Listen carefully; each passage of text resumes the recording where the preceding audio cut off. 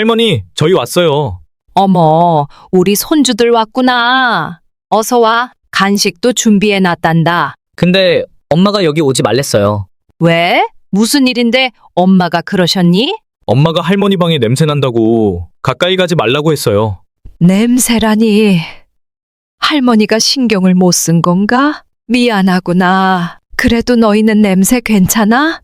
우린 괜찮아요. 근데 엄마가 무서워서. 얘들아, 내가 뭐라 그랬어? 할머니 방에 들어가지 말라고 했잖아. 말을 했으면 들어야지. 더럽고 애들 건강에도 안 좋다고. 얘야, 그렇게까지 심하게 말할 건 없잖니. 내가 부족한 게 있으면 고치려고 하지. 고치긴요? 어머니, 요즘 같은 세상에 이렇게 지저분하게 살면 누가 좋아하겠어요? 방 냄새도 그렇고 옷도 그렇고 애들한테 가까이 가지 않는 게 도와주는 거예요. 내가 손주들을 사랑해서 조금이라도 더 같이 있고 싶어서 그러는 거야.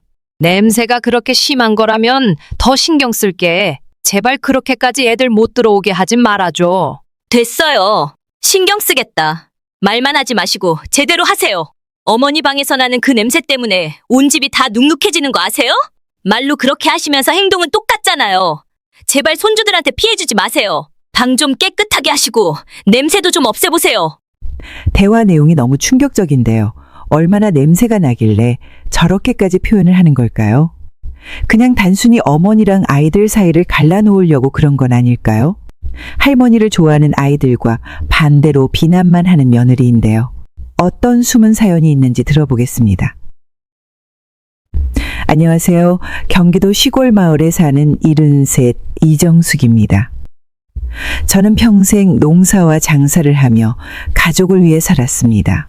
힘든 날도 많았지만 아이들을 키우고 집안을 일궜다는 뿌듯함이 저의 인생을 빛나게 해주었습니다. 하지만 지금은 제 삶이 전혀 다르게 흘러가고 있습니다. 가까운 가족과의 갈등으로 인해 몸과 마음이 많이 힘든 나날을 보내고 있습니다. 제가 평생 모은 재산을 믿고 맡겼던 아들과 며느리, 그리고 그 이후 벌어진 일들은 정말 상상조차 못했던 아픔을 남겼습니다.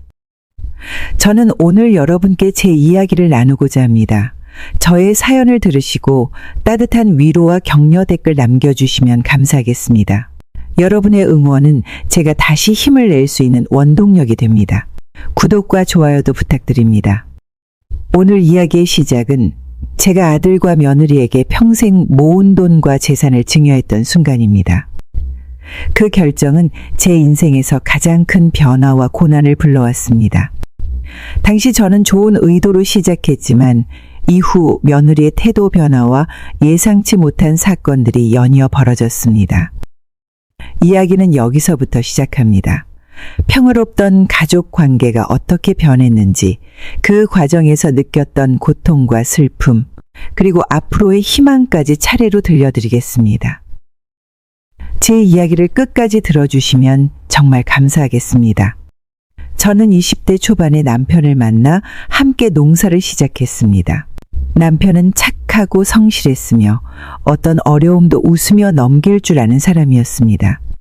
경기도의 작은 시골 마을에서 시작한 저희의 삶은 단출했지만 늘 행복으로 가득 차 있었습니다. 결혼 후 몇 년이 지나 아들 재훈이가 태어났습니다. 재훈이는 마을에서도 예쁘다고 소문난 아이였습니다. 건강하게 자라는 아들을 보며 남편과 저는 더 열심히 일할 수 있었습니다. 논밭에서 나오는 소출은 많지 않았지만 틈틈이 장사도 하면서 가정을 꾸렸습니다. 남편은 농사일을, 저는 작은 가게를 운영하며 가족의 생계를 책임졌습니다. 당시 저희는 매일 새벽부터 일어나 일했습니다. 새벽 공기를 마시며 밭에서 일하는 남편을 보면 참 든든했습니다. 저는 남편을 위해 도시락을 싸들고 나가곤 했는데 밭 한가운데에서 남편과 도시락을 나눠 먹을 때가 가장 행복했습니다. 가끔은 아들 재훈이도 따라와 밭에서 뛰놀았고 온 가족이 함께하는 순간마다 감사했습니다. 아이를 키우며 돈이 부족할 때도 많았습니다. 하지만 남편과 저는 항상 마음을 나누며 고비를 넘겼습니다. 재훈이를 제대로 교육시키겠다는 마음 하나로 작은 가게에서 고된 장사를 이어갔습니다. 재훈이가 학교에 다닐 나이가 되면서부터는 교육비를 마련하려고 남편과 저는 더 많은 일을 했습니다. 그 덕분에 아들은 좋은 대학에 진학할 수 있었습니다. 재훈이는 서울로 올라가 회사에 다니기 시작하면서부터 자랑스러운 아들이 되었습니다. 회사에 취직한 뒤 결혼도 하고 두 아이를 낳으며 저희 가문의 기쁨을 이어갔습니다.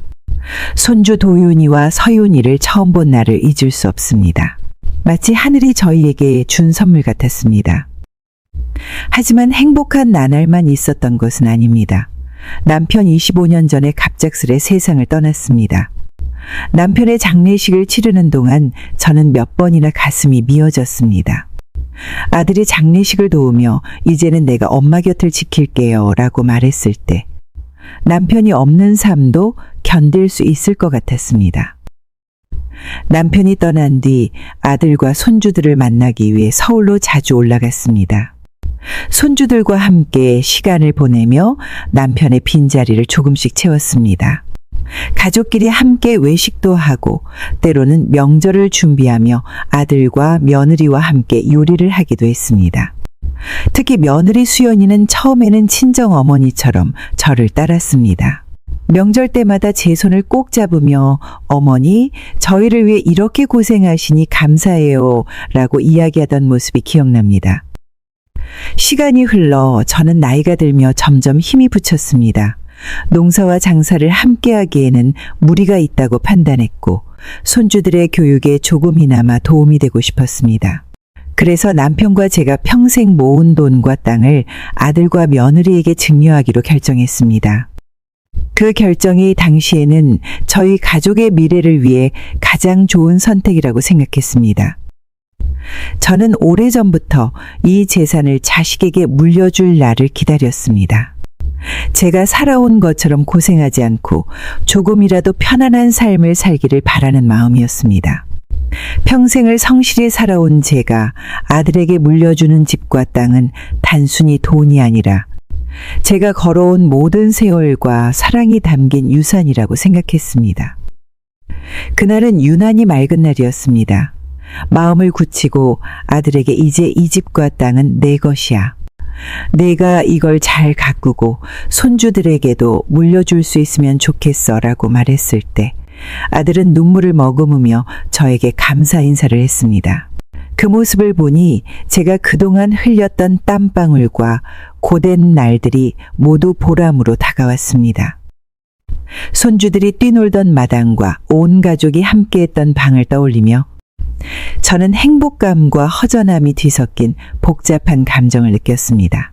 내 모든 것을 쏟아부어 일군 재산을 내어주는 순간 기쁨도 있었지만 한편으로는 앞으로 내 자리가 점점 작아질 것 같다는 생각이 들기도 했습니다.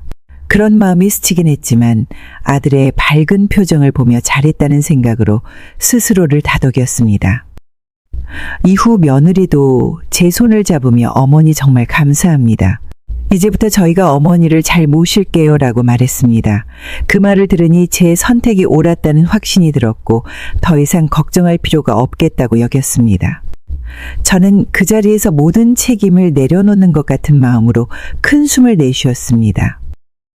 하지만 시간이 지날수록 처음의 마음과는 다른 불안감이 조금씩 자리를 잡아가기 시작했습니다. 증여를 하고 나서 며칠 동안은 여전히 따뜻한 분위기였습니다.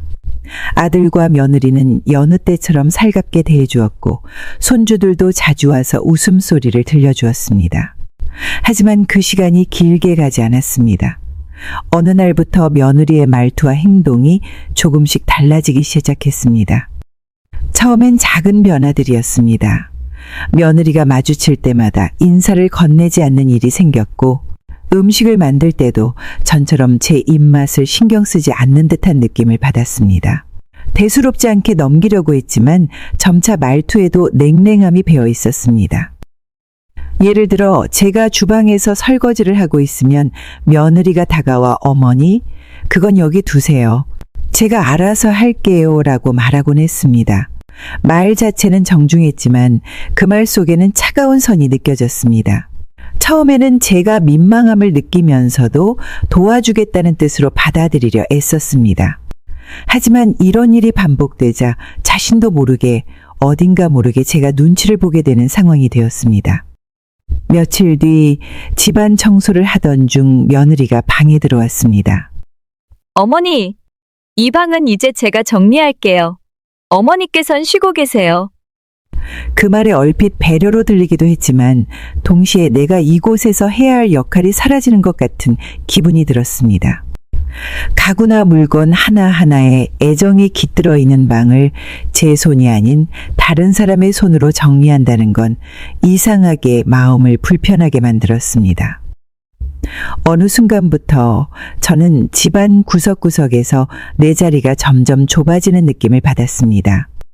식탁에서도 손주들과 함께하는 시간에서도 예전과 같은 따스함이 줄어들고 있었습니다.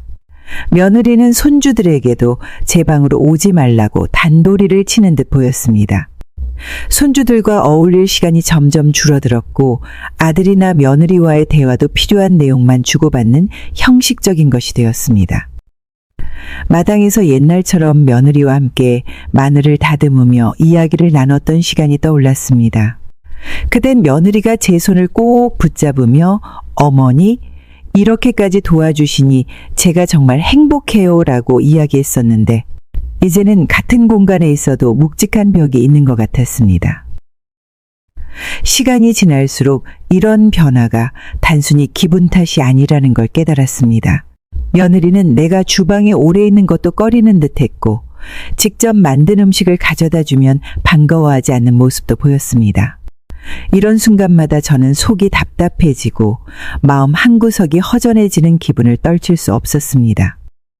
하루는 손주들에게 제가 직접 뜨개질한 스웨터를 주려고 방에 두었는데 다음날 스웨터가 보이지 않았습니다. 며느리가 어머니 너무 낡아 보여서 치웠어요 라고 무심하게 말하는 소리에 순간 어안이 벙벙했습니다. 제가 손주들을 위해 밤새워 만든 옷이 그렇게 사라질 줄은 생각도 못했습니다. 그날 밤 저는 잠자리에 누워 여러 가지 생각에 빠졌습니다. 무엇이 잘못된 걸까? 내 노력과 진심이 왜 이런 모습으로 돌아오고 있는 걸까? 마음속엔 아픔과 혼란이 뒤섞여 있었고 묵직한 슬픔이 내려앉은 채 한참을 뒤척였습니다. 서울로 올라가 함께 살게 된 것은 아들과 며느리의 제안이었습니다. 처음에는 마음이 복잡했습니다. 익숙한 집을 떠나야 한다는 아쉬움과 함께 가족들과 더 가까이 지낼 수 있다는 기대가 뒤섞였습니다. 아들이 진지한 표정으로 이야기했을 때 그 진심을 거절할 수 없었습니다. 엄마, 이제 혼자 계시는 건 힘드실 것 같아요. 우리랑 같이 사시면 좋겠어요. 그 말이 얼마나 따뜻하게 들렸는지 모릅니다. 아들이 걱정해주는 마음이 고마웠고 또 손주들과 더 가까이 지내고 싶다는 생각이 들었습니다. 서울집에 도착한 날 며느리가 준비한 작은 방에 짐을 풀었습니다. 방은 깔끔했고 햇빛도 잘 들어왔습니다.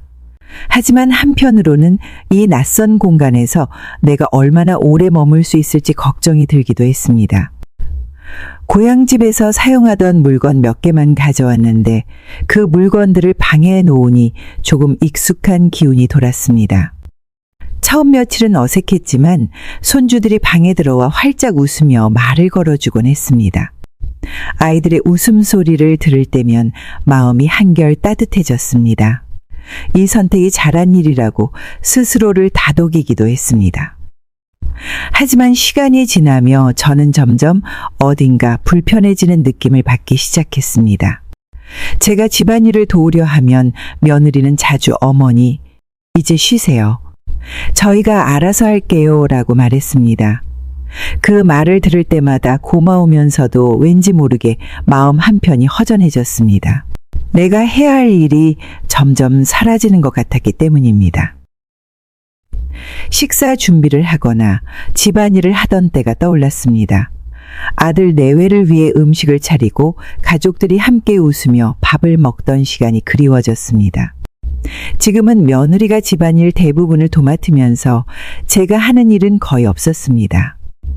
처음엔 편하다는 생각도 했지만 시간이 갈수록 나 자신이 가족의 중심에서 멀어지는 것 같은 기분이 들었습니다. 손주들이 방에 오지 않는 날이 점점 늘어났습니다. 며느리가 아이들이 공부하느라 바빠요 라고 말했지만 아이들과의 거리가 멀어지는 느낌이 들 때마다 마음 한구석이 쓸쓸해졌습니다. 서울 생활이 어느 정도 익숙해질 즈음부터 며느리의 태도가 달라지기 시작했습니다. 처음에는 별거 아닌 일처럼 보였습니다. 어느 날은 며느리가 청소를 부탁하며 어머니, 저희 집은 워낙 깨끗하게 유지하는 게 습관이라 작은 먼지도 신경 쓰이더라고요. 라고 말했습니다. 그 말에 조금 불편함이 느껴졌지만 집안일을 돕는 건 당연하다고 여겨 저는 아무 말 없이 수긍했습니다. 하루 종일 방과 거실, 부엌까지 쓸고 닦으며 정리한 뒤에는 나름 뿌듯한 기분도 들었습니다. 하지만 제가 열심히 정리한 부엌을 보고 며느리가 여기는 제가 다시 할게요. 어머니 방식은 조금 다르네요 라고 말했을 때 한순간 얼굴이 뜨거워졌습니다. 제 노력과 정성이 인정받지 못한 것 같은 서운함이 밀려왔습니다. 그런 일이 계속되면서 며느리는 점점 더 많은 일을 저에게 맡겼습니다. 설거지부터 빨래까지 제가 자청하지 않아도 저를 부르며 집안일을 부탁했습니다. 예전에는 감사하다는 말을 자주 하던 며느리였는데 이제는 당연하다는 듯이 요구하는 일이 많아졌습니다. 하루는 아침에 일어나 보니 손주들의 교복이 그대로 세탁실에 쌓여 있었습니다. 제가 그것들을 손으로 빨아 널어두었는데 며느리가 와서 어머니, 이제 이런 건 세탁기로 돌리면 돼요. 요즘은 이렇게 하는 게 더 편하고 빨라요라고 말하며 다시 세탁기를 돌리는 모습을 봤습니다. 제 손으로 다 한 일이 부정당한 것 같은 기분에 마음이 쓰라렸습니다. 며느리는 점점 제게 지시하는 말투를 쓰기 시작했습니다. 제 방에 들어와서 방 정리를 다시 하고는 어머니, 이렇게 하면 더 깔끔해요. 다음에는 이렇게 해보세요 라고 말하는 모습을 보며 마음속에서 여러 가지 감정이 솟구쳤습니다. 제 손길이 닿은 집안일이 의미 없게 느껴지기 시작했고 가족으로서의 역할이 점점 축소되는 듯한 기분에 답답했습니다. 식사 시간에도 분위기는 달라졌습니다. 가족들이 식탁에 모이면 대화에 자연스럽게 끼어들기 어려웠고 손주들마저도 며느리의 눈치를 보며 저에게 말을 거는 일이 줄어들었습니다. 그런 날들이 반복되면서 저는 집안에서 점점 작아지는 존재가 되어가는 것 같았습니다. 며느리가 저를 부엌으로 자주 부르기 시작한 것은 어느 날 아침부터였습니다.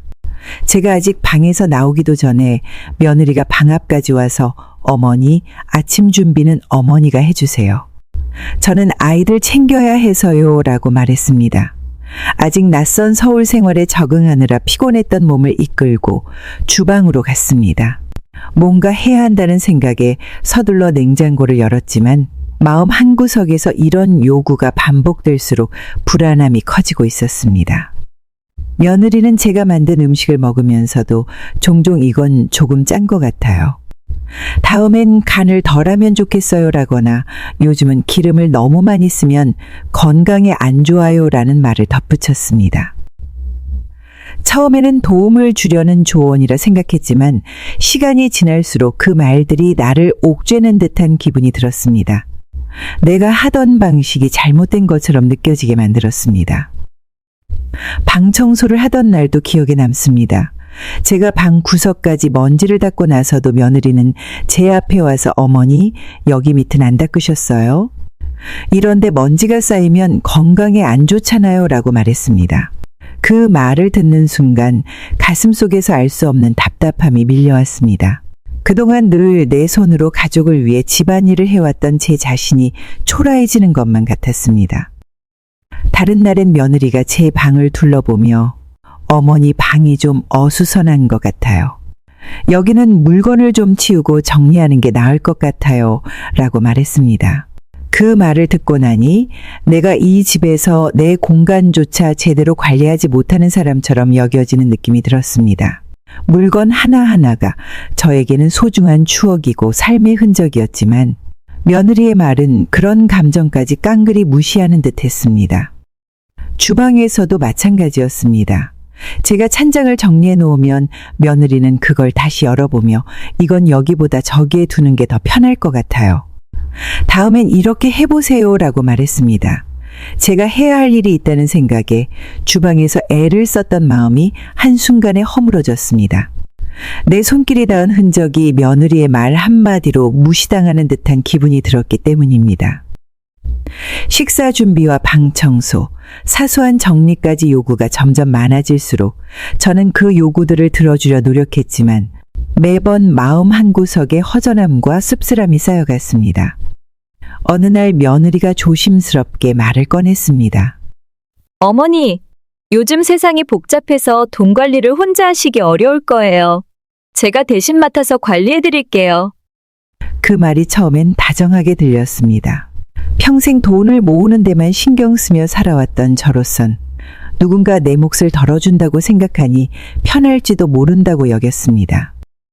하지만 통장을 건넨 순간 알 수 없는 불안감이 밀려왔습니다. 통장에는 남편과 함께 농사와 장사를 하며 쌓아온 돈이 있었습니다. 작은 액수였지만 제겐 그보다 더 큰 의미가 있었습니다. 이 돈은 단순한 숫자가 아니라 지난 삶의 땀과 눈물로 만들어진 것이었기 때문입니다. 통장을 건네며 손끝이 떨리고 마음 한편이 허전해졌습니다.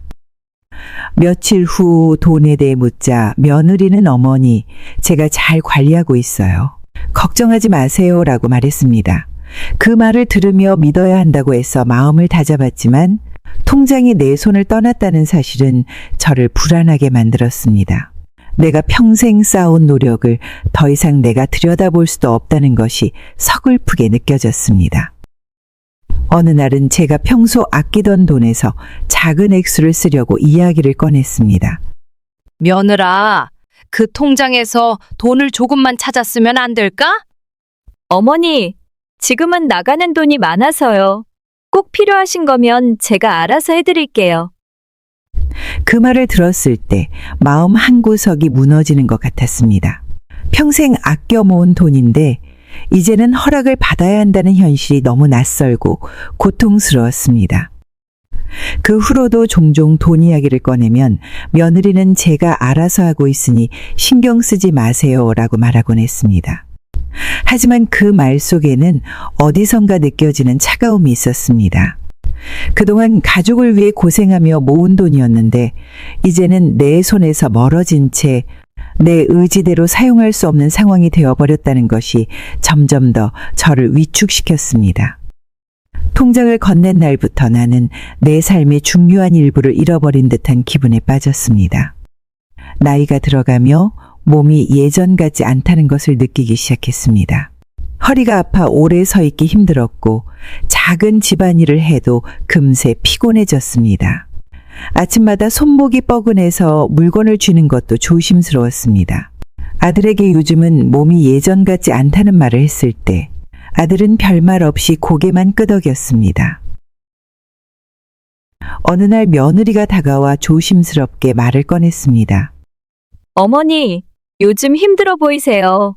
요양원 같은 곳에서 좀 쉬시면 어떨까요? 거기는 어머니를 잘 돌봐줄 거예요.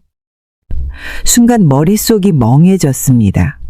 요양원이라는 단어가 이토록 낯설고 차갑게 느껴질 줄은 몰랐습니다. 며느리의 말투는 부드러웠지만 그 안에 담긴 진심을 알 수 없어 마음이 혼란스러웠습니다. 그날 밤 며느리의 말을 곱씹으며 잠을 이루지 못했습니다. 내 몸이 불편하긴 하지만 가족 곁에서 내가 할 수 있는 일이 여전히 많다고 믿었기 때문입니다. 하지만 며느리의 말은 내가 이곳에서 부담스러운 존재가 된 것처럼 느끼게 만들었습니다. 내가 가족들에게 짐이 되는 건 아닐까 하는 생각이 머릿속을 떠나지 않았습니다. 며느리는 계속해서 요양원의 장점을 이야기하며 저를 설득하려 했습니다. 어머니, 요양원에서는 정기적으로 건강도 챙겨주고 어머니도 더 편하실 거예요 라는 말이 들릴 때마다 마음이 복잡했습니다. 며느리가 말하는 편안함이라는 것이 정말 나를 위한 것일까? 아니면 자신들의 생활을 위해서일까 하는 의문이 들었습니다. 며칠 후 몸이 더 무거워진 날에는 스스로도 불안한 생각이 들었습니다. 손주들과 멀어진 느낌, 며느리의 태도 변화, 그리고 점점 작아지는 내 자리가 겹쳐지면서 내가 이 가족에게 어떤 의미로 남아있는지 모르겠다는 생각이 들었습니다. 요양원으로 가라는 말은 단순히 몸이 불편한 것 때문만은 아니라고 느껴졌습니다. 몸이 힘들수록 마음은 더 무거워졌습니다. 손주들과의 시간이 줄어든 건 어느 날 갑자기였습니다. 처음에는 아이들이 공부하느라 바쁘다고 여겼습니다. 도윤이는 대학 준비로 정신없고 서윤이는 고등학생이라 친구들과 학업에 몰두할 시기라고 생각했습니다. 하지만 그런 이유만은 아니었습니다. 어느 날 도윤이와 서윤이가 집에 들어와도 제 방에 들르지 않는 걸 보고 이상한 기분이 들었습니다. 예전에는 학교에서 돌아오자마자 할머니 뭐 하세요라며 방으로 달려오던 아이들이었습니다. 저와 함께 웃고 떠들고 제가 만들어준 간식을 먹으며 이야기를 나누던 모습이 이제는 찾아볼 수 없었습니다. 며칠 뒤 며느리가 아이들과 대화하는 소리가 들렸습니다. 할머니 방에는 들어가지 마. 요즘 어수선해서 방해가 될 수 있어. 그 말이 제 방까지 들리는 순간 온몸이 굳어버렸습니다. 며느리가 왜 그런 말을 했는지, 아이들이 정말 방에 오는 것이 방해가 된다고 생각하는 건지 마음속에 수많은 물음이 떠올랐습니다. 그날 이후 도윤이와 서윤이가 내 방 앞에서 망설이는 모습이 자주 보였습니다. 문 앞까지 왔다가 발걸음을 돌리는 아이들의 모습을 볼 때마다 가슴 한구석이 쓸쓸하고 허전했습니다. 아이들마저 나를 불편하게 여기는 걸까? 내가 정말 가족들에게 짐이 된 걸까 하는 생각이 점점 커져갔습니다. 도윤이가 어느 날 문틈 사이로 조용히 얼굴을 내밀며 말했습니다. 할머니, 엄마가 방해되지 말라고 해서요. 괜찮으세요? 그 한마디가 얼마나 아프게 다가왔는지 모릅니다. 아이가 제 걱정을 하며 이렇게 망설이고 있다는 사실이 서러웠습니다. 그날 밤 도윤이와 서윤이가 제 방에 놀러와 웃으며 장난치던 시간이 떠올랐습니다. 아이들에게 책을 읽어주던 때 도윤이가 저를 꼭 안으며 할머니 최고예요 라고 외치던 모습이 생생했지만 지금은 그런 순간들이 마치 오래된 꿈처럼 느껴졌습니다. 아이들과의 단절은 단순히 시간이 지나며 멀어지는 것이 아니라 내 삶에서 가장 소중했던 부분이 서서히 사라지는 것처럼 아프고 고통스러웠습니다. 가족 모임이 있다고 해서 아침부터 설레는 마음으로 준비를 했습니다. 평소에 집에만 있다 보니 온 가족이 함께 외출할 생각에 기분이 좋았습니다. 옷장 깊숙이 넣어두었던 깨끗한 옷을 꺼내 입고 손주들에게 줄 간식을 챙기며 시간 가는 줄 몰랐습니다. 점심이 다가오자 아들과 며느리가 옷을 갈아입고 나왔습니다. 손주들도 준비가 끝난 듯 보였습니다. 하지만 이상하게도 아무도 저를 부르지 않았습니다. 며느리가 주방 쪽으로 다가와 작은 목소리로 말을 꺼냈습니다. 어머니, 오늘은 저희끼리 나가야 할 것 같아요. 집에서 편히 쉬세요. 순간 머릿속이 하얘졌습니다. 함께 갈 거라고 생각했던 외출이 나만 제외된다는 말을 듣는 순간이 이렇게 쓸쓸할 줄 몰랐습니다. 아무 말도 하지 못한 채 며느리의 얼굴만 바라봤습니다. 가족들이 나가는 소리를 들으며 텅 빈 거실에 혼자 앉아 있었습니다. 문이 닫히고 집안이 조용해지자 손주들이 나가기 전 웃으며 떠들던 모습이 떠올랐습니다. 왜 나만 이 자리에 남겨두었을까? 내가 정말 그 자리에 있을 필요가 없는 사람인 걸까 하는 생각이 머릿속을 떠나지 않았습니다. 점점 시간이 지나면서 가족들이 함께 있는 자리에 나를 제외시키는 일이 반복되었습니다. 한 번은 가족들이 외출 후 돌아온 날 도윤이가 방으로 와서 말했습니다. 할머니, 오늘 갔던 음식점이 진짜 맛있었어요. 다음에 할머니도 같이 가요. 그 말을 듣는 순간 그날 함께하지 못했다는 사실이 다시금 가슴을 후벼 팠습니다. 아이는 순수한 마음으로 말을 했지만 그 말은 내 마음에 더 큰 공허함을 남겼습니다. 혼자 집에 남아 가족들이 떠난 자리의 흔적을 보며 나는 어디에도 속하지 못한 것 같은 외로움을 느꼈습니다. 어느 날 며느리가 방으로 들어와 조용히 말을 꺼냈습니다. 어머니, 요즘 도윤이랑 서윤이 용돈이 많이 필요해요. 아이들이 친구들 사이에서 뒤처지지 않으려면 어머니가 조금 도와주셔야 할 것 같아요. 그 말은 처음에는 손주들을 위한다는 내용으로 들렸지만 점점 말투가 강해지면서 요구에 가까운 느낌으로 바뀌었습니다. 저는 평소 아이들에게 필요한 것이라면 기꺼이 해주고 싶은 마음이 있었습니다. 그래서 조용히 통장에서 얼마를 빼주겠다고 했습니다. 하지만 며느리는 그 금액을 듣자마자 곧바로 표정이 굳어졌습니다.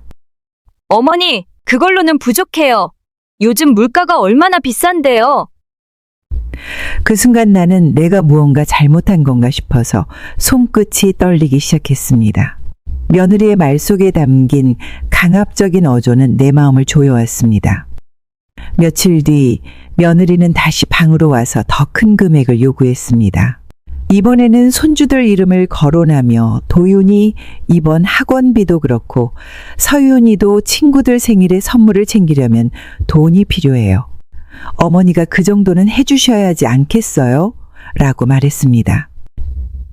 그런 말을 듣는 순간 내가 손주들에게 필요한 할머니가 아니라 돈을 마련해주는 존재로만 여겨지는 건 아닐까 하는 생각이 스쳤습니다. 그날 이후 며느리는 매번 특정한 명목으로 돈을 요구했습니다. 처음에는 손주들을 위해 쓰인다고 믿었지만 점점 그것이 당연하다는 듯이 받아들여지는 분위기에 불편함이 커졌습니다. 통장에서 돈을 뺄 때마다 내가 무언가를 잃어버리는 기분이 들었습니다. 손주들을 위하는 마음이 변하지 않았음에도 내가 주는 돈이 가족들에게 감사보다는 당연한 일이 되어버린 것 같았습니다. 어느 날 며느리가 손주들을 데리고 쇼핑을 갔다가 돌아오며 이렇게 말했습니다. 어머니, 오늘은 돈이 좀 많이 나갔네요. 다음 달 용돈은 조금 더 부탁드릴게요. 그 말에 웃음기를 띠고 있던 얼굴도 달콤한 말투도 전혀 위로가 되지 않았습니다. 내 노력이 제대로 된 감사나 사랑으로 돌아오지 않는다는 생각에 마음이 깊은 곳에서 무너지는 것 같았습니다. 손주들을 사랑하는 마음으로 내가 가진 것을 다 주고 싶었던 시간이 점점 억압과 갈등으로 변해가는 느낌이었습니다. 내가 기쁘게 주던 마음조차 무거운 짐처럼 느껴졌습니다. 방 안에 걸려있던 옷장문을 열었을 때 한눈에 봐도 무언가가 비어있는 느낌이 들었습니다. 손수 지어 입었던 옷들과 오랫동안 간직해온 물건들이 보이지 않는다는 것을 알아차리기까지 오래 걸리지 않았습니다. 마음이 서늘해지는 순간 며느리가 방으로 들어왔습니다.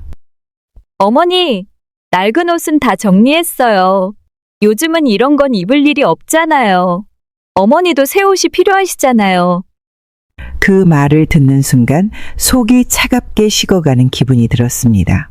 며느리가 말하는 정리라는 단어가 내 소중한 기억들을 말없이 치워버린 것을 뜻한다는 것을 깨달았습니다.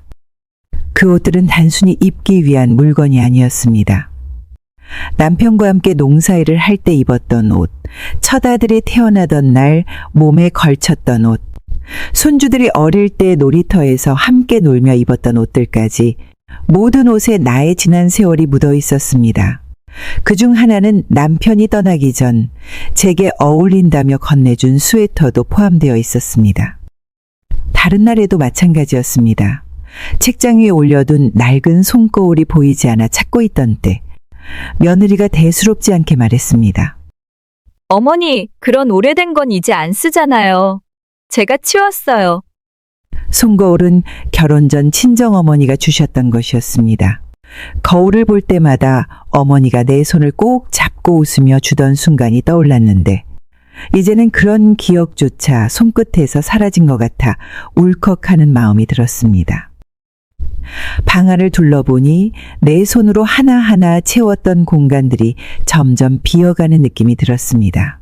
옷장에서 사라진 옷, 책장에서 없어진 물건들, 침대 옆 탁자 위에 놓아두었던 작은 장신구들까지 내 지난 날을 기억하게 해주던 모든 것들이 자취를 감추고 있었습니다. 며느리가 그저 낡았다며 치워버린 물건들이었지만 나에게는 내 인생의 흔적이었고 내가 살아왔던 시간의 증거였습니다. 그것들을 잃어버렸다는 사실이 몸 한구석을 무겁게 만들었고 내가 이 집에서 점점 없어져가는 존재처럼 느껴졌습니다. 아무도 없는 방에 앉아 문득 손을 바라보니 그 손으로 짓고 만들었던 옷들과 물건들이 떠올랐습니다. 하나하나가 그때마다의 추억이었는데 이제는 그런 시간조차 무의미해져 버린 것 같았습니다. 병원에 갈 일이 생긴 것은 한동안 계속되던 허리 통증 때문이었습니다. 작은 동작에도 삐끗하며 통증이 심해져 더는 미룰 수 없다고 판단했습니다. 혼자 병원까지 다녀오기가 부담스러워 며느리에게 조심스럽게 이야기를 꺼냈습니다. 며느라, 이번 주에 병원에 가야 할 것 같은데 내가 같이 가줄 수 있을까? 허리가 아파서 혼자 다니기 힘들 것 같구나. 며느리는 한참 말이 없다가 짧게 대답했습니다. 시간이 없어서 어려울 것 같아요. 요즘 너무 바빠요. 그 말을 듣는 순간 한동안 아무 말도 할 수 없었습니다. 당연히 함께 가줄 것이라는 기대는 아니었지만 차갑게 느껴지는 그 한마디가 마음을 아프게 만들었습니다. 바쁘다는 이유로 내가 도움이 필요한 순간에 외면받는 것 같은 느낌이 들었기 때문입니다. 며칠 동안 마음속에 답답함이 가시질 않았습니다. 내가 손을 내밀었을 때 내 손을 잡아줄 사람이 없다는 것이 이런 기분이구나 싶었습니다. 몸이 불편해서 누워있다가도 병원 갈 일이 떠오르면 마음이 더 무거워졌습니다. 이런 작은 일조차 스스로 해결하지 못하는 내가 너무 초라하게 느껴졌습니다. 병원에 혼자 갈 수밖에 없던 날 가방에 준비물을 챙기면서도 자꾸 손이 떨렸습니다. 걸음걸이는 느리고 병원까지 가는 길도 멀게만 느껴졌습니다. 진료실에 앉아 의사의 설명을 듣고 있자니 혼자라는 현실이 더 크게 다가왔습니다. 누군가 옆에 앉아 내가 놓치는 말을 들어주고 함께 걱정을 나누는 사람이 있었다면 얼마나 위로가 됐을까 싶었습니다. 진료를 마치고 집으로 돌아오던 길, 지나가는 사람들이 누군가와 함께 웃고 대화를 나누는 모습이 유난히 눈에 들어왔습니다. 그렇게 많은 사람들 속에서도 내가 혼자라는 사실이 다시금 마음을 짓누르는 것 같았습니다. 집에 돌아와 방에 들어가 앉았을 때 그제야 내 몸의 불편함보다 마음의 무거움이 더 크다는 것을 깨달았습니다. 나를 도울 손길을 찾지 못하는 현실이 그 어떤 통증보다 더 깊게 느껴졌습니다. 며느리와의 말다툼은 작은 일에서 시작되었습니다. 아침에 일어나 보니 며칠 전 내가 정리해둔 주방의 물건들이 모두 다른 곳으로 옮겨져 있었습니다. 뭔가 잘못한 것이 있나 싶어 조심스럽게 묻자 며느리는 무심하게 대답했습니다. 어머니 방식이 좀 불편해서요. 제가 편한 대로 바꿨어요. 그 말이 평소처럼 지나가는 이야기일 수도 있었지만 계속 쌓여온 서운함과 상처가 그 순간 폭발하듯 쏟아졌습니다. 내가 가족을 위해 애써온 시간과 노력이 모두 무시당하는 것 같았기 때문입니다. 네가 불편했으면 나한테 말이라도 해줬어야 하지 않니? 내가 이 집에서 아무것도 할 수 없는 사람이 된 것 같은 기분이고. 며느리는 잠시 멈칫하는가 싶더니 한숨을 내쉬며 이렇게 말했습니다. 어머니, 너무 예민하게 받아들이시는 거 아니에요? 여기서는 어머니가 이방인 같은 느낌이에요. 너무 집안일에 관여하시는 것도 솔직히 힘들어요. 그 순간 가슴이 철렁 내려앉았습니다. 이방인이라는 말이 귓가에 맴돌며 마음을 무겁게 짓누르는 것 같았습니다. 내가 이 가족에게 남아있는 자리가 더는 없다는 말처럼 들렸기 때문입니다. 아무 말도 할 수 없었습니다. 입을 열어 무언가를 말하려 해도 목이 메어 말이 나오지 않았습니다. 내가 이 가족에게 보탬이 되기 위해 한 일들이 결국 짐이 되고 불편함으로 남았다는 사실을 깨닫는 순간 그동안 쌓아왔던 모든 감정들이 무너져 내렸습니다. 그날 오후 방에 앉아 창밖을 바라보며 생각에 잠겼습니다. 처음 서울로 올라왔던 날 손주들과 웃으며 시간을 보냈던 기억. 며느리가 고맙다며 손을 꼭 잡아주던 장면들이 스쳐 지나갔습니다. 하지만 지금은 그 모든 순간들이 먼 과거의 일이 되어버린 것처럼 느껴졌습니다.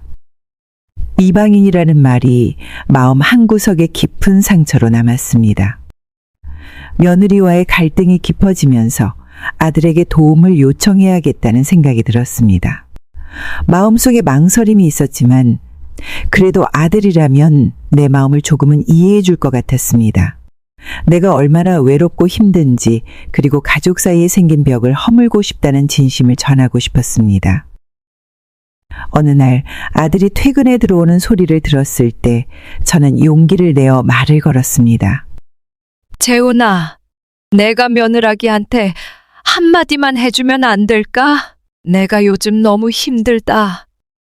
아들은 한참 동안 말이 없었습니다. 내 말을 곰곰이 생각하는 듯 했지만 돌아온 대답은 너무도 짧았습니다. 엄마, 서로 이해하려고 노력해야지 힘들다고만 하면 어째요? 저희도 힘들고 엄마도 힘들어요. 똑같이 힘들어요. 내가 간절한 마음으로 내뱉은 이야기가 이렇게 쉽게 흩어져 버린다는 사실이 너무 서글펐습니다. 서로 이해하라는 그 한마디는 내 아픔을 보지 못하고 모든 문제를 스스로 해결하라는 말처럼 들렸습니다. 방으로 돌아와 조용히 앉아 있었습니다. 내가 이 가족 안에서 느끼는 외로움과 소외감이 누구에게도 닿지 않는 것 같아 눈앞이 아득했습니다. 아들에게 건넨 내 호소는 마치 벽에 부딪히는 소리 없는 외침처럼 느껴졌습니다. 아들의 말을 곱씹을수록 서운함이 커졌습니다. 내가 힘들어하는 모습을 보면서도 왜 도와줄 생각을 하지 않는 걸까? 내가 자식들에게 너무 많은 것을 기대한 걸까? 하지만 부모로서 자식에게 도움을 요청하는 일이 이렇게 무겁고도 서러운 일일 줄은 몰랐습니다. 그날 이후로 아들에게 어떤 말을 꺼내기도 조심스러워졌습니다. 마음을 전해도 돌려받을 수 없다는 불안함이 커졌기 때문입니다. 내 속에 쌓인 고통과 상처는 그대로 남아 점점 더 깊어졌습니다. 명절을 맞아 친척들이 집에 모이는 날이었습니다. 오랜만에 가족들이 한자리에 모였다는 사실이 마음을 설레게 했습니다. 차례상을 준비하며 손주들과 웃고 떠들던 순간이 떠오르기도 했습니다. 이번에도 그렇게 즐겁고 따뜻한 시간이 될 거라고 믿었습니다. 집안의 친척들이 모여 이야기를 나누는 소리가 들릴 때 저는 자연스럽게 주방으로 가 간단한 다과를 준비했습니다. 손님들이 왔으니 정성껏 대접해야 한다고 생각했기 때문입니다. 과일과 음료를 쟁반에 담아 거실로 들어섰는데 며느리가 다가오더니 갑작스레 제 손에서 쟁반을 가져갔습니다. 어머니는 들어가서 쉬세요. 이런 건 제가 알아서 할게요. 그 말에 멈칫했지만 친척들이 모두 있는 자리에서 며느리와 부딪히고 싶지 않아 물러섰습니다. 하지만 그 후로도 대화에 끼어들지 못한 채 어색하게 앉아 있을 수밖에 없었습니다. 시간이 지나며 며느리는 대화를 주도하며 친척들에게 이야기를 이어갔습니다.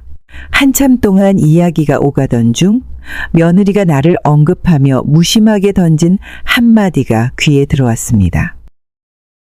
어머니는 요즘 많이 힘드셔서 이런 자리보다는 조용히 계시는 걸 좋아하세요. 그 말이 친척들 사이에서 웃음으로 흘러갔지만 내 마음에는 찬바람처럼 스며들었습니다. 내가 힘들다는 이유로 이 자리에 어울리지 못하는 사람처럼 보이게 만든 며느리의 말이 가슴을 쓰리게 했습니다.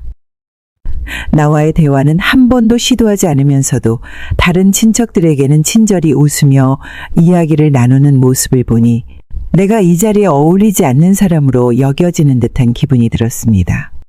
점점 더 작아지는 내 존재감에 거실 한쪽에 앉아있는 시간이 길어질수록 마음속의 고독은 더 깊어져 갔습니다. 손주들이 다가와 간식을 주고 웃으며 이야기할 때만 잠깐씩 숨통이 트였습니다. 그러나 곧 며느리가 손주들에게 다른 손님들에게도 인사하고 오라며 불러내는 바람에 그 작은 위로조차 오래 이어지지 못했습니다.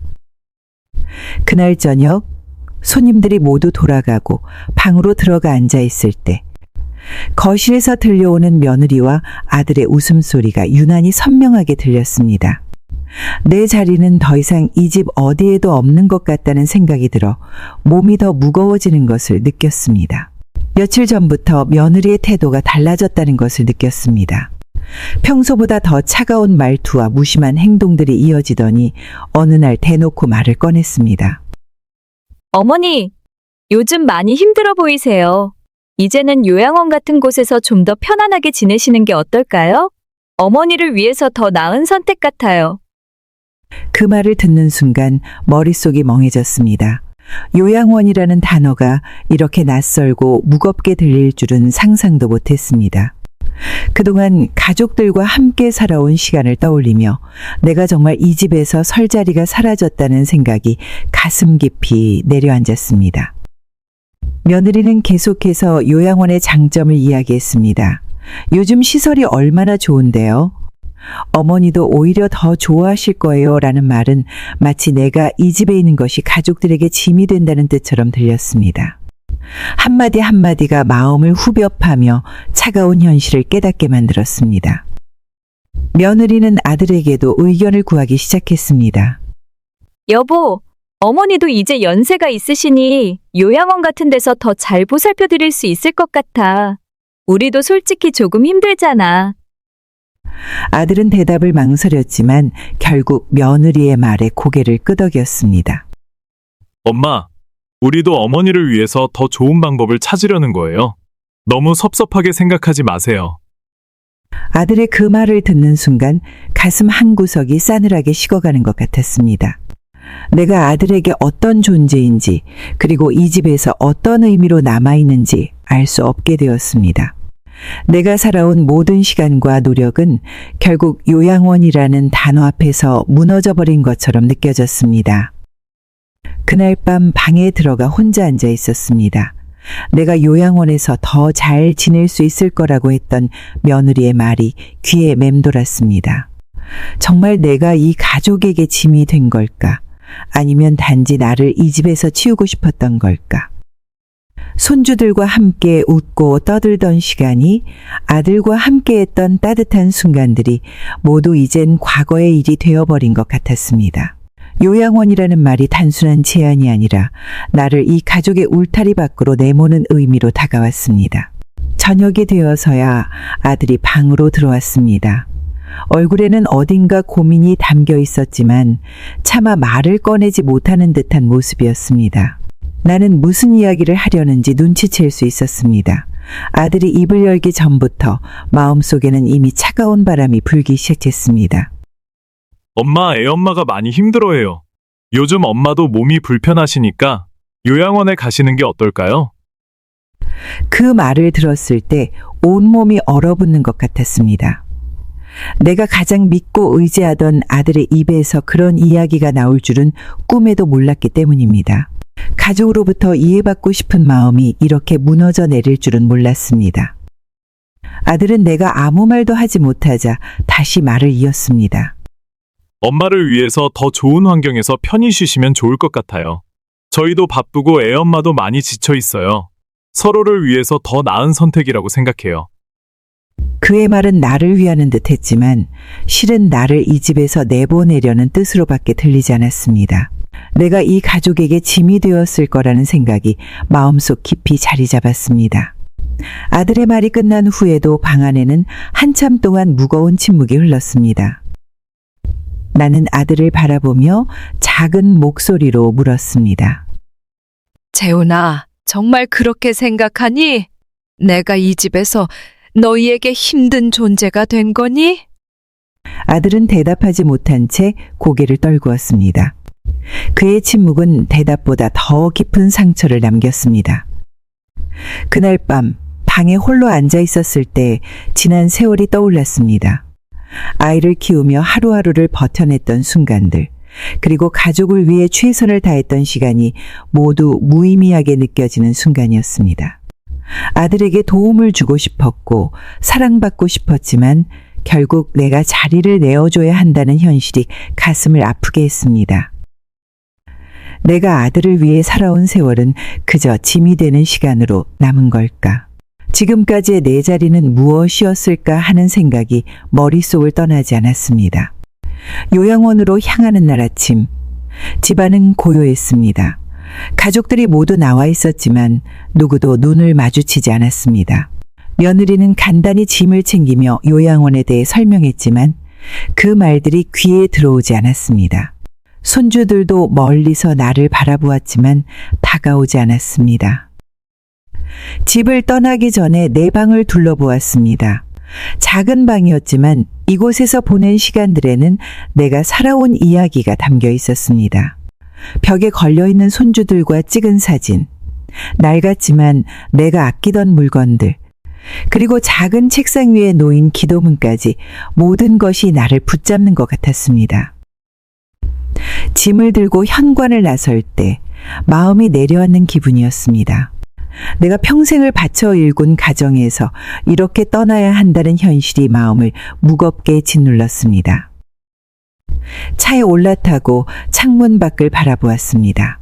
아들은 운전대에 손을 얹고 있었고 며느리는 옆자리에서 조용히 앉아 있었습니다. 누구도 입을 열지 않았습니다. 창밖으로 보이는 풍경이 빠르게 지나가며 내가 남기고 떠나는 모든 것들이 사라져가는 느낌이 들었습니다. 요양원에 도착했을 때 나는 두 손에 들려있는 작은 가방을 내려다보았습니다. 평생 동안 쌓아온 모든 것을 남겨두고 떠나왔다는 사실이 그 작은 가방 속의 몇 가지 물건보다 더 작아진 나를 보여주는 것 같았습니다. 직원이 나를 안내하며 방을 보여주었습니다. 작고 깨끗한 방이었지만 이곳은 내가 선택한 공간이 아니었습니다.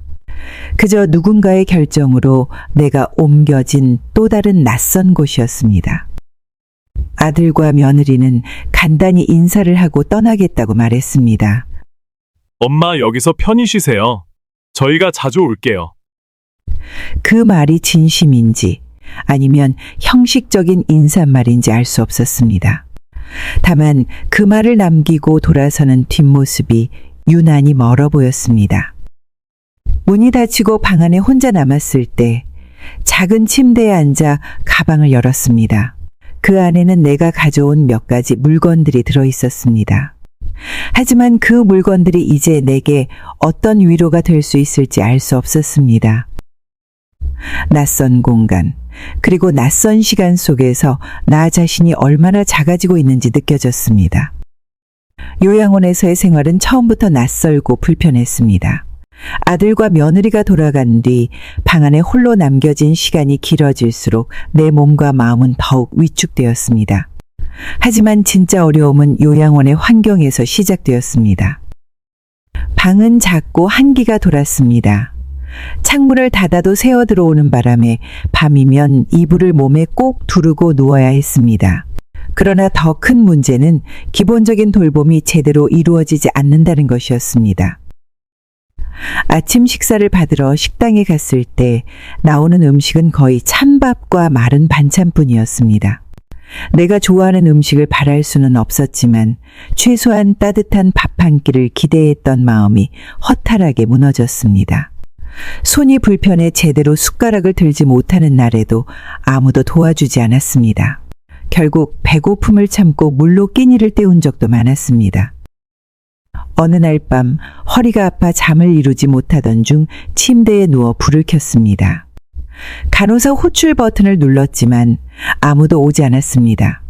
몇 시간이 지나 간신히 방문을 두드려 도움을 요청했을 때 돌아온 대답은 차가웠습니다.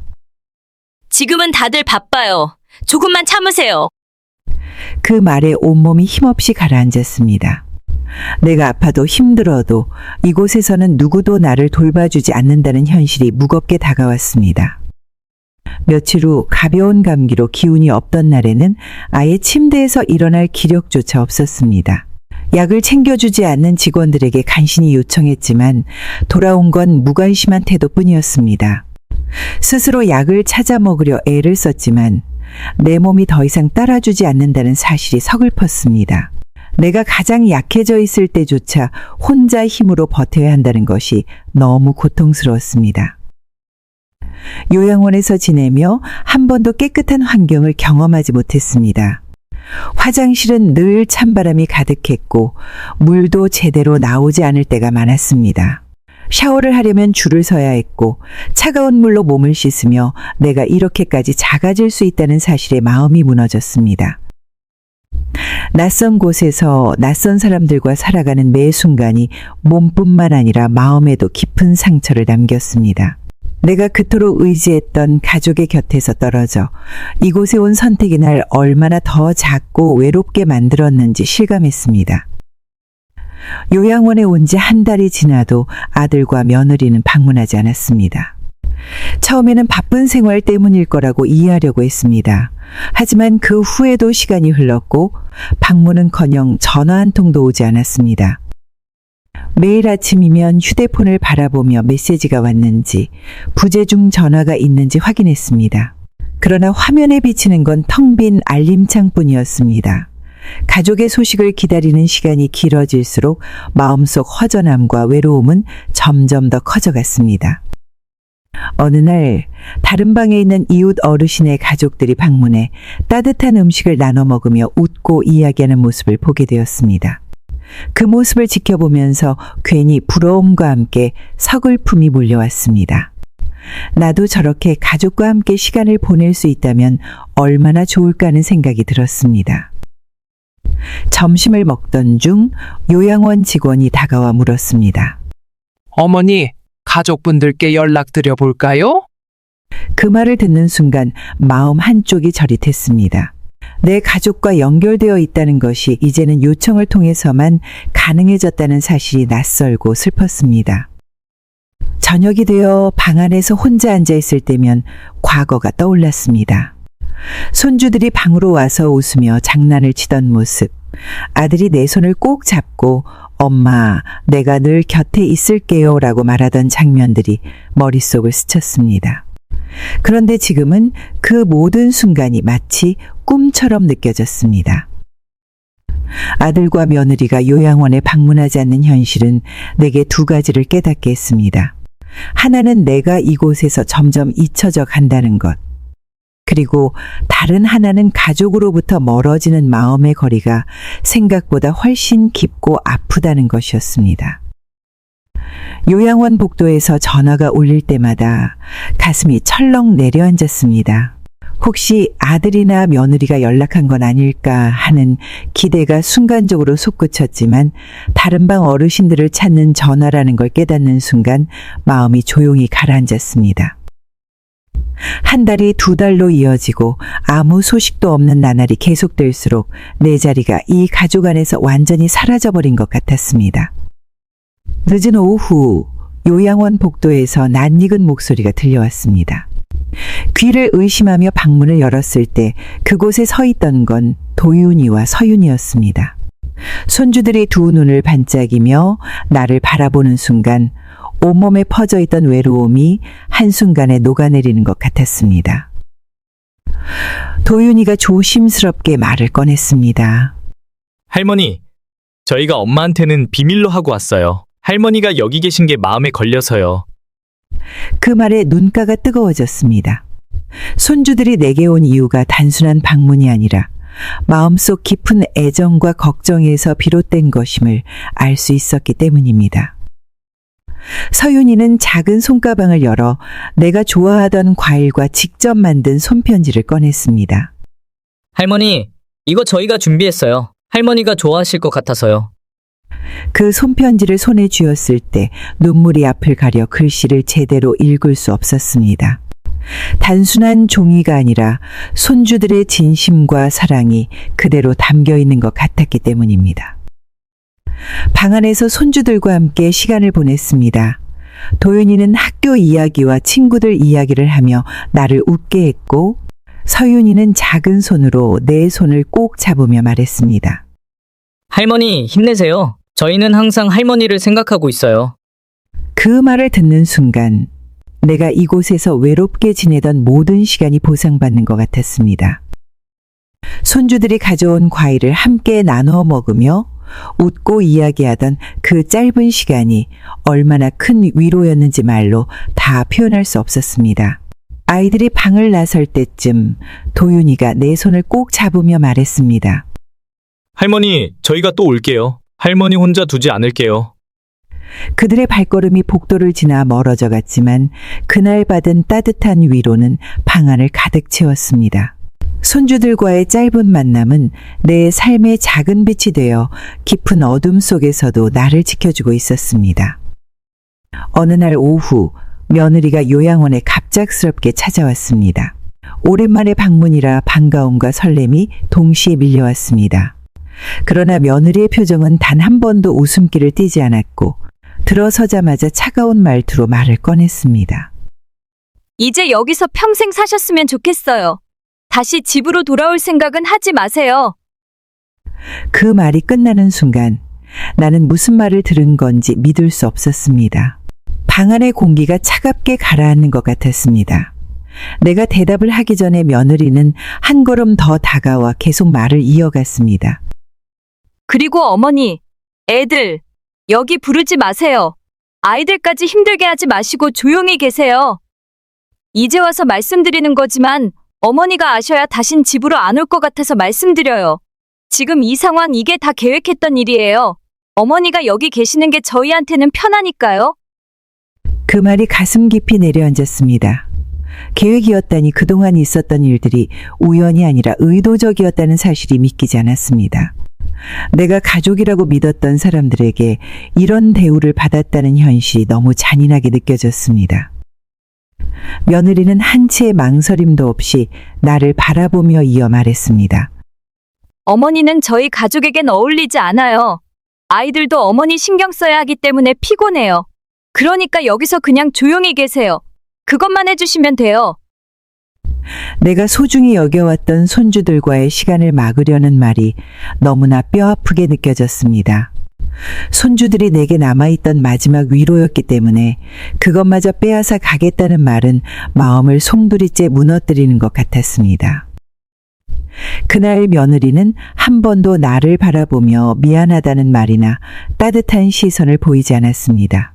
며느리가 방을 나가 복도를 지나가는 소리가 멀어질 때까지 나는 한마디도 할 수 없었습니다. 방 안의 문이 닫히는 소리와 함께 마음이 바닥으로 내려앉았습니다.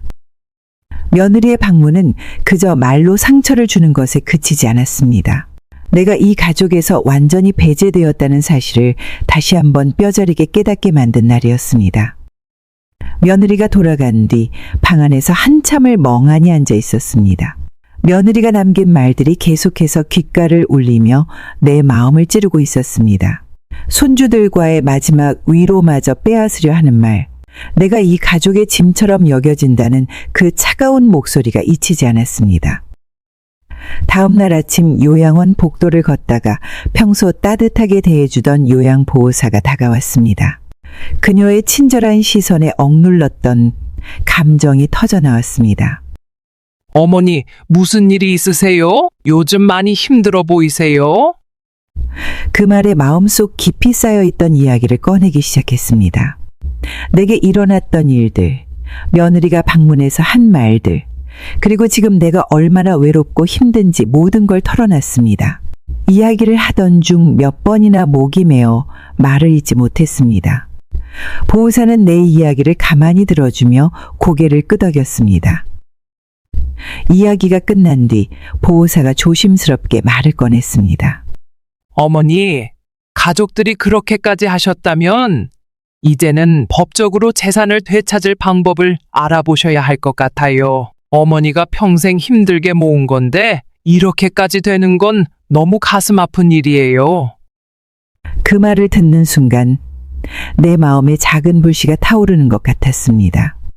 한편으로는 내가 정말 그런 선택을 해도 되는지 망설여졌지만 보호사의 말은 나를 위한 진심 어린 조언처럼 느껴졌습니다. 보호사는 이어서 구체적인 방법들을 설명해 주었습니다.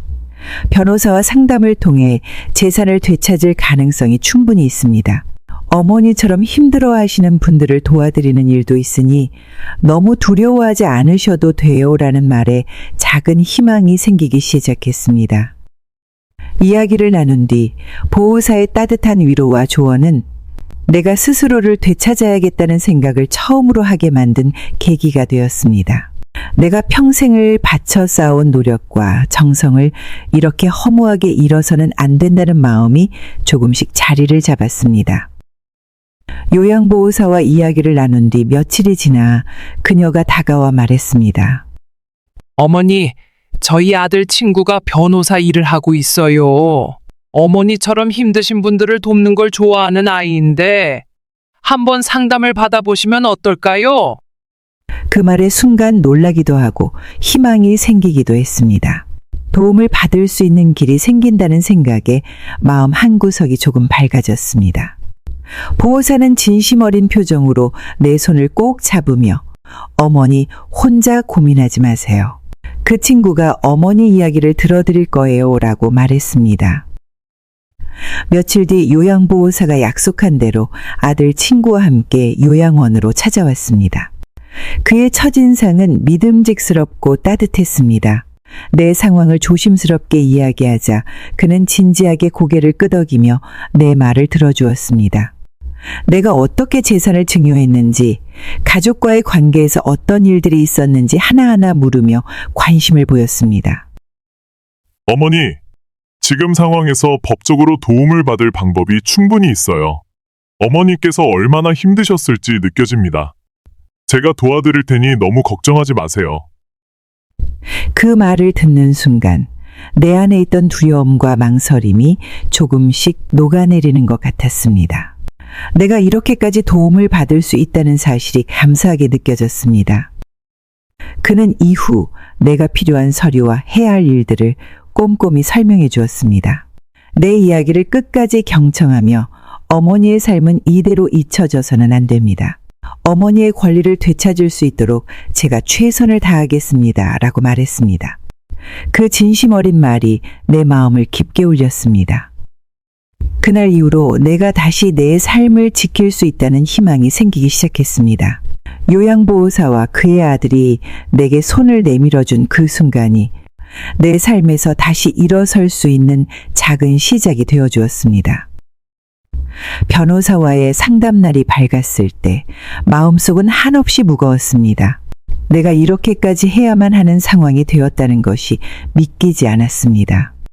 그러나 보호사와 변호사의 따뜻한 응원에 힘을 얻어 작은 희망을 품고 상담실로 들어섰습니다. 변호사는 차분한 목소리로 먼저 내 이야기를 듣기 시작했습니다. 내가 아들과 며느리에게 재산을 증여하게 된 과정, 그 후 가족 간의 갈등과 배제, 그리고 요양원까지 오게 된 모든 순간을 하나하나 털어놓았습니다. 말할 때마다 마음 한구석이 시리고 내가 이 모든 이야기를 하며 울음을 참아야 한다는 현실이 서글펐습니다. 변호사는 내 말을 끊지 않고 고개를 끄덕이며 집중했습니다. 그의 진지한 태도에 나는 조금씩 용기를 내어 내 속에 담아두었던 이야기를 모두 꺼냈습니다. 변호사는 이야기를 다 듣고 난 뒤 조용히 입을 열었습니다. 어머니, 지금 상황에서도 어머니의 권리를 되찾을 방법은 충분히 있습니다. 아들과 며느리가 어머니를 속이거나 강요해서 재산을 증여받았다면 이는 법적으로 취소가 가능합니다. 그 말을 들었을 때 마음속에 억눌려 있던 감정이 터져나오는 것 같았습니다. 내가 다시 내 삶을 되찾을 수 있다는 가능성이 있다는 사실이 눈앞을 밝히는 듯했습니다. 변호사는 이어 필요한 절차를 설명했습니다. 증여 계약서를 확인하고 가족 간의 갈등을 입증할 수 있는 자료를 준비해야 한다고 했습니다. 그 과정에서 내가 얼마나 힘들었는지, 아들과 며느리가 어떻게 내 뜻을 무시하고 나를 외면했는지를 증명해야 한다는 말을 듣고는 마음이 복잡해졌습니다. 하지만 변호사가 어머니, 저는 어머니가 이겨낼 수 있도록 끝까지 함께하겠습니다. 라고 말했을 때 작은 위로가 되어 마음이 조금은 가벼워졌습니다. 상담이 끝난 뒤 나는 다시 일어설 준비를 하겠다고 스스로 다짐했습니다. 평생을 바쳐 모은 내 재산과 내 삶의 가치를 지키기 위해서라도 이번에는 절대로 포기하지 않겠다는 결심이 마음속에 자리 잡았습니다. 소송 소식이 전해진 후 며칠 뒤 며느리가 요양원을 찾아왔습니다. 이전의 차가운 모습과는 달리 얼굴에는 어딘가 불안한 기색이 역력했습니다. 방으로 들어선 며느리는 조심스럽게 자리에 앉으며 먼저 입을 열었습니다. 어머니, 제가 너무 심했어요. 다 제 잘못이에요. 용서해 주세요. 그 말을 듣는 순간 마음속에서 여러 감정이 한꺼번에 밀려왔습니다. 그동안의 상처와 분노, 그리고 애써 외면하려 했던 아쉬움과 사랑이 뒤섞여 무엇이 진짜 내 감정인지 혼란스러웠습니다. 며느리는 계속해서 자신이 잘못했다고 말하며 울먹이는 목소리로 용서를 구했습니다. 제가 왜 그랬을까요? 어머니께 이렇게까지 한 걸 정말 후회해요. 이제라도 잘할게요. 하지만 그 말이 마음속 깊이 와닿지 않았습니다. 소송 이야기를 듣기 전에는 내게 단 한 번도 미안하다고 말하지 않았던 사람이 갑자기 태도를 바꾼 이유가 진심으로 느껴지지 않았기 때문입니다. 며느리는 손을 꼭 모으며 다가왔습니다.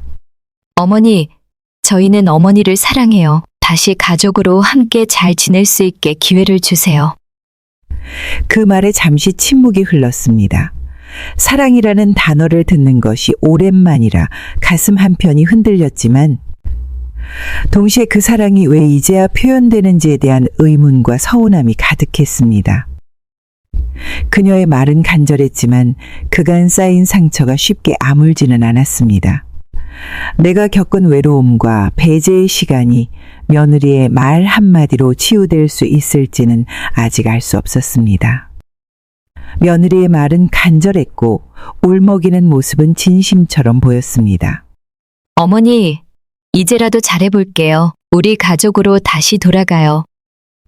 그 말을 들으며 가슴 한편이 흔들리기도 했습니다. 하지만 그 흔들림은 오래가지 않았습니다.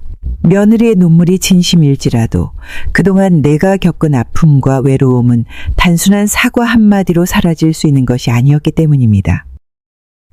지난 시간 동안 내가 얼마나 홀로 버텨야 했는지, 가족으로부터 얼마나 멀어져야 했는지 생각이 떠올랐습니다. 내가 도움을 요청했을 때 며느리가 보인 냉정함, 가족이라 믿었던 아들마저 등을 돌린 순간들이 머릿속을 가득 채웠습니다.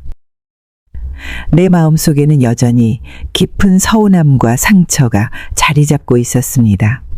며느리가 잘하겠다는 말로 모든 것을 덮으려는 모습이 오히려 더 큰 거리감을 느끼게 했습니다. 내가 이런 상황에 놓이기 전까지 며느리는 단 한 번도 내 편에 서지 않았습니다. 그가 후회하는 이유가 정말 나 때문인지 아니면 소송으로 인해 불리해질 자신의 상황 때문인지를 판단하기에는 이미 너무 많은 시간이 흘렀습니다. 며느리는 내 손을 잡으려 했지만 나는 자연스럽게 손을 뒤로 뺐습니다. 내가 이제 와서 그런 말을 해도 난 이미 너무 멀리 와버렸다. 그 말에 며느리의 표정이 굳어졌습니다. 하지만 나는 거기에 더 이상의 감정도 미련도 남기고 싶지 않았습니다. 내가 이 자리까지 오는 동안 느꼈던 상처는 한순간의 사과로 치유될 수 없는 깊은 고통이었기 때문입니다. 며느리가 방을 나갈 때까지 나는 더 이상 아무 말도 하지 않았습니다. 방 안은 적막했고 내 안에는 어쩌면 이미 오래전부터 정리된 결론이 자리 잡고 있었습니다. 며느리의 태도 변화는 단순한 후회나 사과로 끝나는 것이 아니었습니다. 소송 준비 과정에서 변호사의 조언으로 그동안의 모든 상황을 기록하고 증거를 모아야 한다는 것을 알게 되었습니다. 마음은 무거웠지만 그동안 당해온 폭언과 무시에 대해 스스로를 지키기 위해 행동하기로 결심했습니다. 먼저 요양원 직원들과 이야기를 나누며 며느리가 요양원에 찾아와 했던 막말과 차가운 행동에 대해 물었습니다. 평소 나를 아끼고 챙겨주던 요양보호사들은 하나같이 진심으로 도와주려 했습니다. 어머니, 저희도 며느리께서 방문할 때 어머니께 하셨던 말씀들을 들으며 마음이 아팠습니다. 저희가 진술서를 써드릴게요. 어머니가 겪으신 일이 잘 해결될 수 있도록 돕겠습니다. 그 말을 들으며 지난 시간 동안 느꼈던 외로움과 아픔이 조금은 위로받는 것 같았습니다. 내 이야기를 들어주고 그 이야기를 기록으로 남겨주겠다는 사람들이 있다는 사실은 참으로 감사한 일이었습니다. 요양원에서 있었던 일을 정리한 기록들도 중요한 증거가 되었습니다. 며느리가 방문할 때마다 했던 폭언, 나를 무시하던 행동, 그리고 차별적인 말들이 요양보호사들의 관찰일지와 직원들의 보고서에 남아 있었습니다. 그 기록을 확인하면서 내가 단순히 감정적으로 반응하는 것이 아니라 실제로 잘못된 대우를 받아왔다는 사실이 분명해졌습니다. 또한 주변 방에 살고 있는 사람들도 증언에 나섰습니다. 요양원에서 가까이 지냈던 어르신들은 며느리가 방문할 때마다 들었던 말들에 대해 이야기를 꺼냈습니다. 어머니께서 겪으신 일을 보며 마음이 안 좋았습니다. 며느리가 오셔서 하셨던 말씀들 우리도 다 들었어요. 증언이 필요하다면 도와드릴게요. 그 말을 듣는 순간 내가 홀로 싸우고 있는 것이 아니라는 생각이 들었습니다. 그동안 내가 외로웠던 시간 속에서도 나를 지켜봐주고 이해해주던 사람들이 있었다는 사실은 큰 힘이 되었습니다. 증거를 수집하는 과정은 내게 단순히 법적 준비 이상의 의미가 있었습니다. 나 자신을 지키고 잃어버린 삶의 주도권을 다시 찾아가기 위한 길이라는 것을 깨달았습니다. 내가 당해온 아픔이 더는 묵과되지 않도록, 그리고 내 목소리가 더는 무시되지 않도록 하기 위해 이 길을 걸어가야 한다고 마음을 다잡았습니다. 법정에 들어선 순간 마음속은 차가운 긴장감으로 가득 찼습니다. 내가 평생 동안 가장 사랑하고 믿어왔던 가족과 이렇게 대립하게 될 줄은 상상도 하지 못했습니다. 재판장이 소송의 시작을 알리며 문을 두드리는 소리조차 크게 들렸습니다.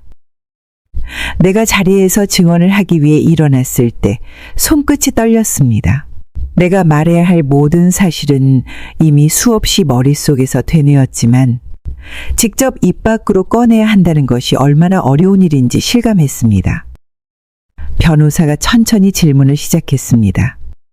이정숙 씨, 며느리의 태도와 발언에 대해 구체적으로 말씀해 주시겠습니까?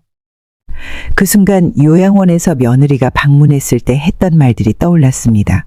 다 계획된 일이었다던 그 차가운 목소리, 여기서 조용히 살아라고 했던 무시, 손주들까지 나에게서 떼어놓으려 했던 행동들, 내가 겪었던 모든 순간이 하나하나 되살아났습니다.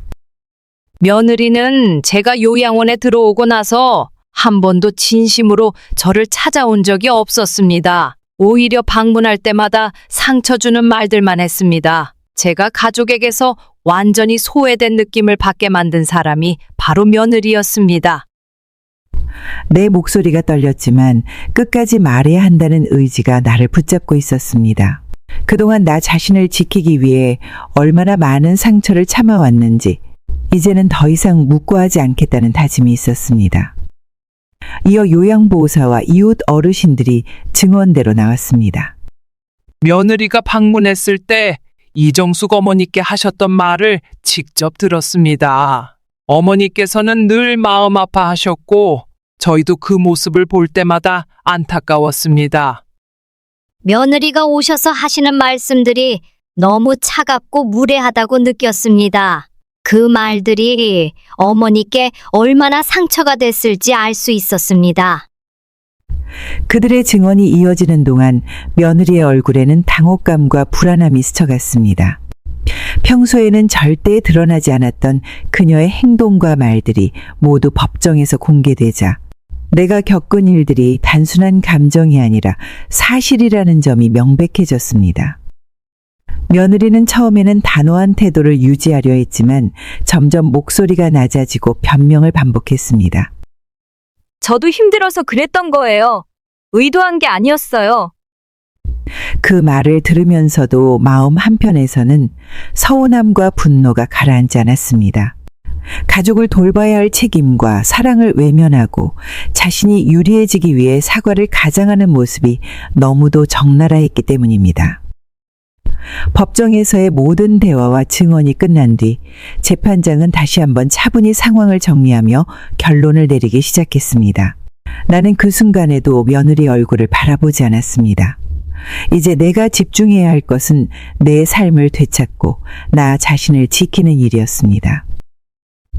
법정에서 판결이 내려지던 날, 심장은 긴장감으로 조여오는 듯 했습니다. 재판장이 자리에서 일어서며 판결문을 읽기 시작하자 방 안의 모든 소리가 멀어지고 내 심장 소리만 크게 들렸습니다. 지난 시간 동안 내가 겪었던 고통과 외로움, 싸워왔던 기억들이 머릿속을 가득 메웠습니다. 재판장은 차분한 목소리로 말했습니다. 증여계약은 강요와 기망에 의해 이루어진 것으로 판명되었습니다. 따라서 증여는 무효이며 이정숙 씨의 재산은 원상 복구됩니다. 그 말이 끝난 순간 내 눈앞이 흐릿해지며 뜨거운 무언가가 흘러내렸습니다. 눈물이 멈추지 않았습니다. 내가 다시 내 집을 되찾았다는 사실, 그리고 그동안 잃어버린 내 삶을 조금이나마 회복할 수 있다는 희망이 마음속을 채웠습니다. 변호사가 다가와 따뜻한 목소리로 말했습니다. 어머니, 이제 어머니의 권리를 되찾으셨습니다. 정말 잘 해내셨어요. 그 말을 들으며 지난 시간 동안의 모든 노력이 떠올랐습니다. 내가 증거를 모으고 가족이라는 이름 아래 참아야 했던 시간들, 그리고 법정에서의 대립까지 그 모든 순간이 이 판결로 마침내 결실을 맺었다는 사실이 믿기지 않았습니다. 판결이 끝난 뒤 며느리는 굳은 표정으로 나를 바라보며 고개를 돌렸습니다. 나는 그녀를 바라보지 않았습니다. 내가 이제 돌아가야 할 곳은 내 집이고 내가 다시 찾아야 할 것은 내 삶이라는 것을 알았기 때문입니다. 법정 밖으로 걸어나가는 길은 한없이 길고 느리게 느껴졌습니다. 하지만 마음속에는 묘한 평온함이 자리 잡았습니다. 내가 이겨냈다는 사실, 그리고 내 목소리가 외면당하지 않았다는 것을 알게 되었기 때문입니다. 이제 나는 다시 내 집으로 돌아갈 준비를 하고 있었습니다. 그 집은 내가 평생 동안 사랑과 노력으로 만들어 온 곳이었고, 내 삶의 흔적이 고스란히 남아있는 곳이었습니다. 그곳에서 나는 다시 내 삶을 시작할 수 있다는 희망을 품고 있었습니다. 법원의 판결로 집이 내 소유로 돌아오자 아들과 며느리는 집을 떠나야 했습니다. 그들은 이제 머물 곳과 생계를 다시 찾아야 하는 상황에 직면했습니다. 집을 잃었다는 소식과 함께 그들의 경제적 위기가 본격적으로 드러나기 시작했습니다. 집을 담보로 대출을 받았던 사실이 밝혀졌고 그 빚은 이제 그들의 어깨를 무겁게 짓누르고 있었습니다. 집이 회수되면서 대출금 상환 요구가 뒤따랐고 다른 생활비와 아이들 학비까지 막막한 상황에 놓였다는 소식을 들었습니다. 아들이 어려움을 견디지 못한 듯 친척들에게까지 도움을 요청했다는 이야기도 들렸습니다. 아들이 그토록 자랑스러워했던 안정된 삶이 하루아침에 무너져버린 것처럼 보였습니다. 며느리는 그동안 집을 기반으로 누렸던 경제적 안정이 사라지면서 계획했던 일들을 전부 포기해야 했습니다. 며칠 후 요양원 직원이 조심스럽게 이야기를 꺼냈습니다. 아들과 며느리가 지금 정말 힘들어 하시는 것 같아요. 집을 잃으면서 아이들 학비 문제까지 생겼다고 하더라고요. 그 말을 들었을 때 마음속에서 묘한 감정이 일렁였습니다. 내가 가족에게 받은 상처가 떠오르며 서운함과 복잡한 감정이 교차했지만 한편으로는 손주들까지 이런 상황을 겪게 되었다는 사실이 안타까웠습니다. 아들과 며느리는 작은 월세집으로 옮겼다는 이야기가 들려왔습니다. 그들이 한때 누렸던 생활과는 너무도 동떨어진 삶이었습니다. 아이들은 이제 학원을 줄이고 생활비를 아껴야 하는 상황에 처했습니다. 가족이 겪는 어려움이 커지면서 그들의 얼굴에는 점점 지친 기색이 가득해졌다는 소문이 전해졌습니다. 아들이 이 상황을 어떻게 받아들이고 있을지 생각해보면 마음 한편이 쓰라렸습니다. 평생 동안 자식을 위해 헌신하며 살아왔던 시간들이 떠오르며 내가 이 상황에서 무엇을 느껴야 할지 스스로에게 묻지 않을 수 없었습니다. 어느 날 오후 전화벨이 울렸습니다. 화면에 찍힌 이름을 확인했을 때 아들의 이름이 보였습니다. 오랜만에 들려오는 목소리가 반가울 법도 했지만 마음 한편에서는 어쩐지 차가운 기운이 맴돌았습니다. 전화를 받자마자 아들의 목소리에서 긴장과 조급함이 느껴졌습니다. 엄마, 정말 죄송해요. 우리 잘못했어요. 한 번만 도와주세요. 이대로는 정말 힘들 것 같아요. 그의 말은 너무도 간절했지만 동시에 지난 시간 동안 내가 받았던 상처와 외면당했던 기억들이 머릿속을 스치며 감정이 복잡하게 뒤섞였습니다. 이어 며느리의 목소리가 들렸습니다. 어머니, 제가 많이 잘못했어요. 정말 후회하고 있어요. 저희를 다시 믿어주세요. 한 번만 도와주세요. 그들의 말은 사과와 간청이었지만 나를 설득하기에는 부족했습니다. 그동안 내가 얼마나 혼자 힘들게 버텨왔는지, 얼마나 외롭게 지냈는지를 그들이 진심으로 이해하고 있는지 의문이 들었습니다. 나는 천천히 숨을 고르며 차분한 목소리로 대답했습니다. 재훈아, 그리고 며느라, 내가 한 말이 진심일 수도 있겠지. 하지만 나는 이제 너희와 더 이상 얽히고 싶지 않네. 내가 나에게 했던 행동들, 그 시간 동안 내가 얼마나 힘들었는지 기억도 못할 거야. 내 말을 듣는 동안 전화기 너머로 깊은 침묵이 흘렀습니다. 며느리가 다시 한번 용서를 구하며 말했습니다. 어머니, 저희가 앞으로 정말 잘할게요. 기회를 주세요. 나는 잠시 망설였지만 마음은 이미 굳어져 있었습니다. 네가 미안하다고 하는 마음은 알겠어. 근데 내가 그동안 얼마나 참았고 내가 그 기회를 어떻게 했는지 생각해 봤으면 좋겠다. 이제 더는 너희한테 기대하지 않을게. 그리고 너희 일에는 내가 더 이상 신경 쓰지 않을 거야. 각자 자기 삶 알아서 살자. 전화를 끊은 후 마음속은 여전히 흔들렸지만 동시에 그동안 쌓여있던 억눌린 감정이 조금씩 풀어지는 것 같았습니다. 내가 다시는 이런 상처를 반복하지 않겠다는 다짐이 나를 지키고 있었습니다. 집으로 돌아온 날 문을 열었을 때 쌓여있던 먼지가 나를 반겼습니다. 한동안 비워졌던 공간이었지만 이곳은 여전히 내 삶의 흔적이 가득한 집이었습니다. 손으로 벽을 살며시 쓰다듬으며 과거의 기억들이 떠올랐습니다. 벽지에 남아있는 작은 얼룩 하나까지도 나와 내 가족의 시간이 스며들어 있었습니다. 정리와 청소를 마치고 집에 앉아 있자 오랜만에 느끼는 평온함이 마음속 깊이 스며들었습니다. 비록 많은 상처와 고통을 겪었지만 다시 내 삶의 중심으로 돌아왔다는 안도감이 차오르는 순간이었습니다. 며칠 뒤 집 앞에서 익숙한 목소리가 들려왔습니다. 도윤이와 서윤이가 달려와 나를 꼭 안았습니다. 손주들이 방문했다는 사실만으로도 눈물이 날 것 같았습니다. 할머니, 이제 여기서 우리랑 자주 볼 수 있는 거죠? 할머니, 저희가 할머니 집이 더 좋아요. 여기서 놀러 오면 너무 행복해요. 아이들의 웃음소리를 들으며 이 집이 다시 살아나는 듯한 기분이 들었습니다. 손주들은 내가 준비해둔 음식을 함께 먹으며 하루 동안 있었던 이야기들을 쉴 새 없이 털어놨습니다. 아이들의 순수한 말 한마디 한마디가 나를 위로했고 그동안 느꼈던 외로움과 아픔을 조금씩 잊게 해주었습니다. 주말에는 손주들과 함께 정원을 정리했습니다. 아이들이 작은 화분에 꽃을 심으며 말했습니다. 할머니, 이 꽃이 자라면 할머니랑 저희랑 같이 보면서 행복할 거예요. 그 말이 가슴에 와닿아 오래도록 잊지 못할 순간이 되었습니다. 아이들과 함께하는 시간이 길어질수록 이 집은 더 이상 아픔과 갈등의 장소가 아닌 새로운 시작의 공간으로 변하고 있었습니다. 내 삶은 여전히 완벽하지 않았고 상처는 쉽게 아물지 않았습니다.